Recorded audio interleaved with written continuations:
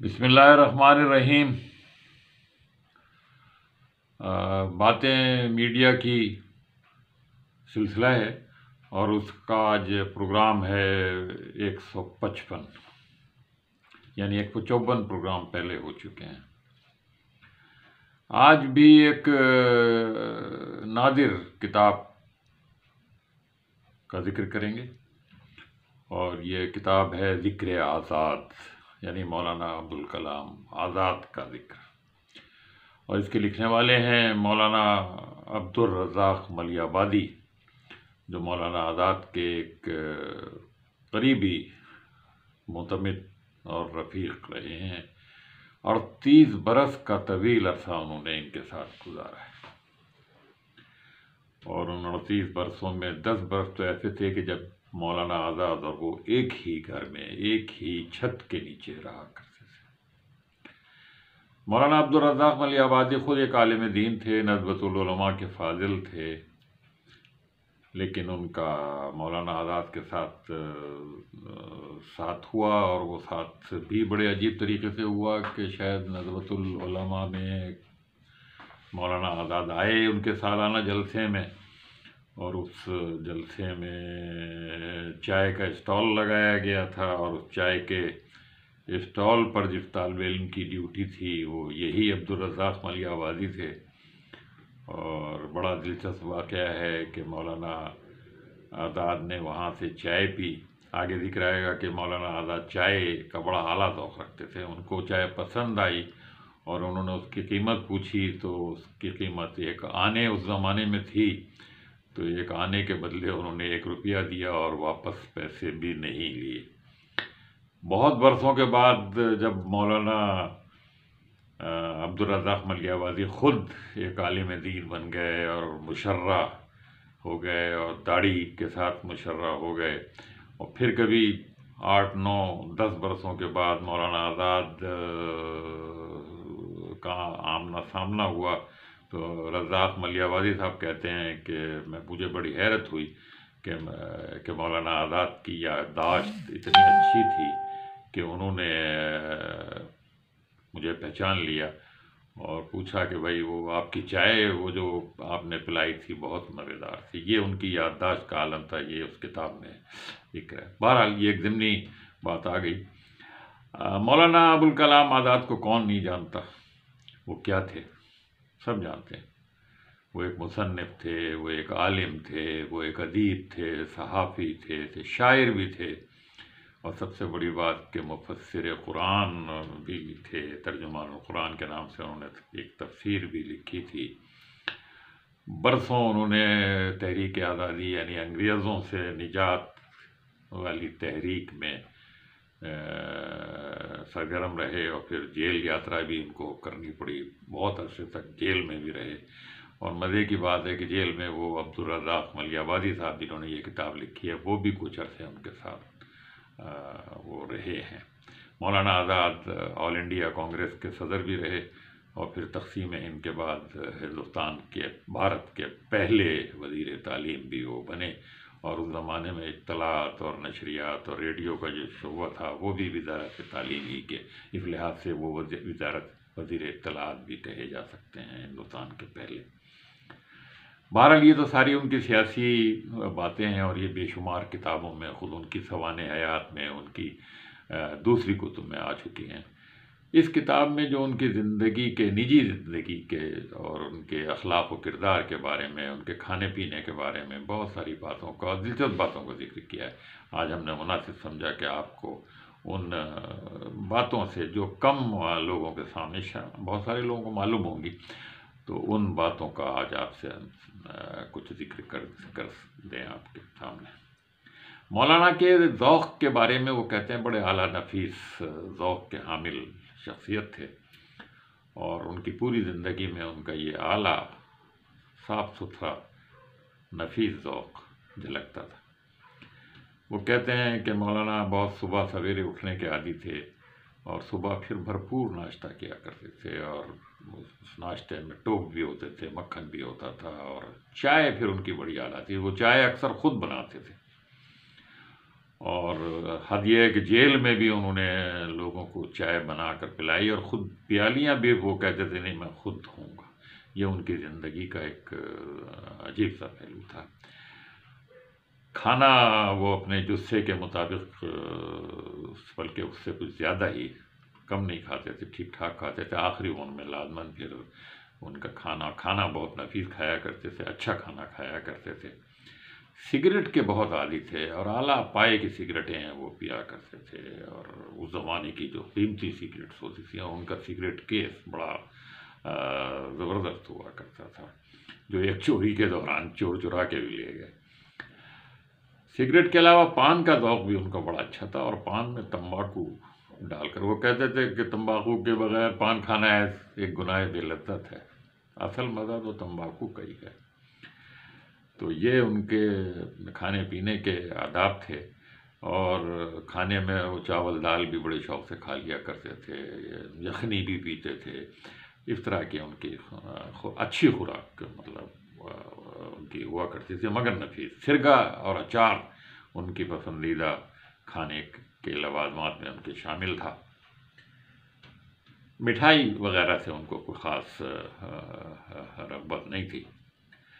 مولانا عبد الرزاق ملیحوادی اس کتاب میں کہتے ہیں کہ مولانا پر برے دن بھی آئے اور اسرت اور غربت کے دن بھی آئے، مگر انہوں نے اپنے یہ دن بہت اچھی طرح گزارے۔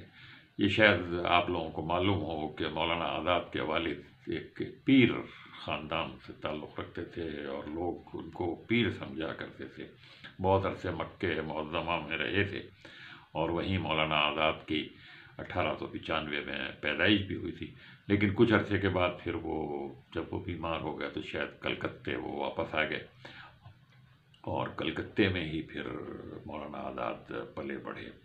ان کی تعلیم کا سارا انتظام ان کے والد نے گھر پہ ہی کیا ہوا تھا، اور گھر پر ان کو بڑے بڑے اطالب ان کے لیے تھے موجود، بڑے بڑے معلم تھے جو انہیں پڑھایا، اور انہوں نے وہ ساری چیزیں جو عام طور پہ مدرسوں میں پڑھائی جاتی ہیں، اور اس کے ساتھ عربی ان کی مادری زبان تھی، اس لیے کہ ان کی والدہ عربی النسل تھیں، جہاں مکہ معظمہ میں قیام کے دوران ان کے والد کی ان سے شادی ہوئی تھی۔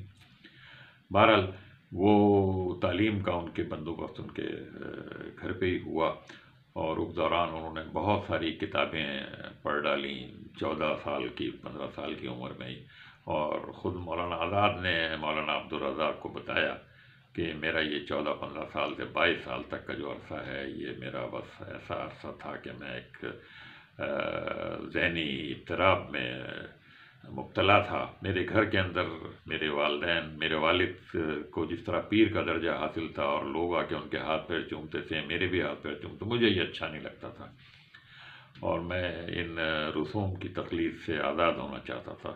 اس دوران سر سید کی کتابیں پڑھی ہیں، اور وہ کہتے ہیں کہ سر سید کی کتابوں نے مجھے تقریباً دہریہ کر دیا تھا، لیکن مجھے حق کی تلاش تھی، میری جاری تھی، اور مجھ پر ایسا وقت گزرا ہے کہ میں اس دوران بہت ساری چیزوں سے شک اور انکار والی صورتحال پیدا ہو گئی، لیکن آہستہ آہستہ اللہ تعالیٰ نے میرے لیے اس ظلمت کے پردے کو چاک کیا، اور پھر حق میرے سامنے آیا۔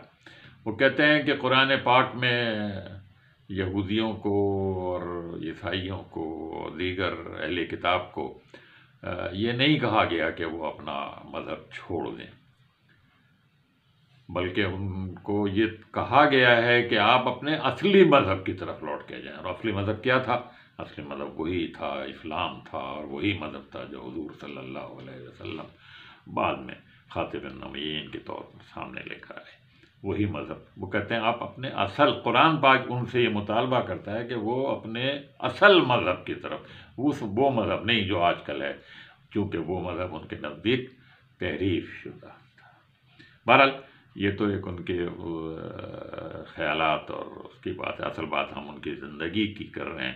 لکھنے لکھانے کا شوق انہیں ہمیشہ سے تھا، اور پھر اس کے بعد جو کچھ انہوں نے 20 کتابیں لکھیں، بڑے بڑے اخبار انہوں نے ایڈٹ کیے، اور ان اخباروں میں جب سیاست کی وجہ سے ان کو ٹائم نہیں ملا، اور مولانا عبد الرزاق اس کے ایڈیٹر کے طور پہ کام کر رہے تھے، تو وہ کہتے ہیں کہ مولانا آزاد ہمیں باقاعدہ تحریری طور پر بعض ہدایتیں بھیجا کرتے تھے. مثلاً اس زمانے میں انہوں نے کہا تھا کہ آپ یہ الفاظ ملا کر نہ لکھیں. مثلاً دن بدن کو آپ ملا کے نہ لکھیں، دن الگ لکھیں، بدن الگ لکھیں. سمجھ کر میں سمجھ الگ لکھیں کر.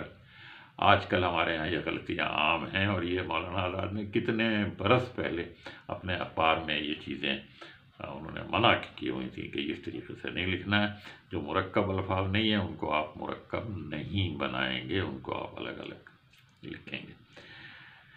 یہ تو ان کے اخبارات کے. اور ان کی دلچسپ پہلو، ان کے جو دوست تھے بڑے بڑے اس زمانے کے جو سیاسی لیڈر تھے اور اکابرین تھے، مولانا محمد علی جوہر، مولانا شوکت علی، مولانا شبلی نعمانی، علامہ شبلی نعمانی، راجہ صاحب محمود آباد، ان سب کے بارے میں بھی ان کے حوالے سے اس کتاب میں بہت ساری باتیں موجود ہیں. مولانا شبلی کے حوالے سے ایک واقعہ ذکر ہے کہ حکیم اجمل کے یہاں خاک کے یہاں وہ ٹھہرے ہوئے تھے، اور خود مولانا شبلی نے مولانا آزاد کو یہ واقعہ سنایا. کہنے لگے کہ حکیم اجمل صاحب نے جناب حسن نظامی صاحب سے کہہ کر ایک طوائف کو بلوا لیا اور کہا کہ قوالی سنیں گے. علامہ شبلی نعمانی نے ان سے کہا کہ اچھی بات نہیں ہے اس طرح کی باتیں. انہوں نے کہا نہیں، کسی کو پتہ نہیں چلے گا اور ہم یہ قوالی سنتے ہیں. بہرحال انہوں نے قوالی سنی، اچھی قوالی تھی، لیکن وہ دلچسپ بات وہ یہ کہتے ہیں کہ اس کے ساتھ جو تبلچی تھا اس گانے والی کے ساتھ، وہ تبلچی ہٹا کٹا اڑا تھا. وہ آخر میں میرے پاس آیا، میرے ہاتھ چومنے لگا اور چوم کر کہتا ہے آپ نے الفاروق لکھ کر کمال کر دیا ہے. مولانا شبلی نعمانی کی مشہور کتاب ہے جو حضرت عمر فاروق کے بارے میں. مولانا شبلی نے ان کو بتایا، مولانا آزاد کو، کہ مجھے اس وقت اتنی شرم آئی کہ الفاروق جیسی میری کتاب ہے، یا تو میں نے وہ لکھی نہ ہوتی، اور اگر لکھی ہوتی تو اس بندے نے پڑھی نہ ہوتی، اور اگر اس نے پڑھی ہوتی تو یا تو یہ مر چکا ہوتا یا مر چکا ہوتا. اس کے منہ سے میں الفاروق جیسی کتاب کی تعریف سن رہا ہوں. یہ مولانا شبلی کا ایک یہ دلچسپ واقعہ ہے. ایک اور واقعہ انہوں نے درج کیا ہے کہ مولانا آزاد کو کتوں سے بڑی کراہت تھی، کتے پالنے سے. اور مولانا عبدالرزاق ملیح آبادی جب ان کے یہاں نیچے رہتے تھے تو انہوں نے ان کو سمجھایا کہ دیکھیں چور وور آج کل بہت آ رہے ہیں، آپ ایک کتا رکھ لیجیے. انہوں نے کہا نہیں نہیں، لا لاحول ولا قوت الا باللہ، میں کتا گھر کے اندر نہیں رکھوں گا. لیکن بہرحال ان کے یہاں ایک مرتبہ چوری ہو گئی، اور وہ چور، جیسا میں نے ذکر کیا کہ ان کا سگریٹ کیس تک ان کے تکیے سے نیچے سے نکال کر لے گئے. تو بعد میں مولانا ملیح آبادی نے ان کو اس بات پہ راغب کیا کہ دیکھیں آپ کے یہاں چور آ رہے ہیں، آپ کیا کریں گے؟ اب ان کا گور کیا رکھ لیتے ہیں ہم چوکیداروں نے کہا نہیں، چوکیدار تو خود ملے ہوئے ہوتے ہیں چوروں سے. تو آپ پھر بیچارے مجبوراً انہوں نے کتا رکھنے کی اجازت دے دی. اور ملیح آبادی صاحب کہتے ہیں کہ کبھی کبھی میں نے دیکھا کہ میں نے جو کسیاں رکھی تھی گھر میں، مولانا رزاق، مولانا آزاد نظر بچا کر ذرا کبھی کبھی سے چمکارتے بھی تھے. تو اس طرح کے واقعات بہت سارے بڑے لوگوں کی زندگی میں بھی وہ آئے ہیں.